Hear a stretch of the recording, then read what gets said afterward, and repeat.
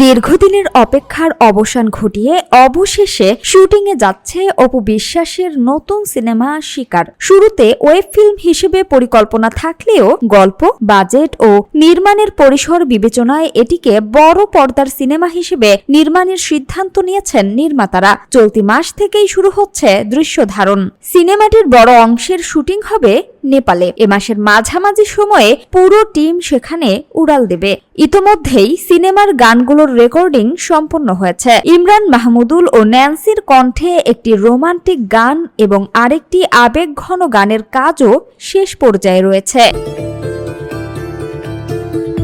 সীমান্তবর্তী এলাকার গল্পে নির্মিত থ্রিলারধর্মী শিকারে অপু বিশ্বাসকে দেখা যাবে এক গ্ল্যামারাস চরিত্রে। তার বিপরীতে অভিনয় করছেন অভিনেতা মুর্তজা পলাশ। নির্মাতার আশা, ভিন্নধর্মী গল্প ও চমকপ্রদ উপস্থাপনায় দর্শকদের জন্য নতুন অভিজ্ঞতা নিয়ে আসবে শিকার।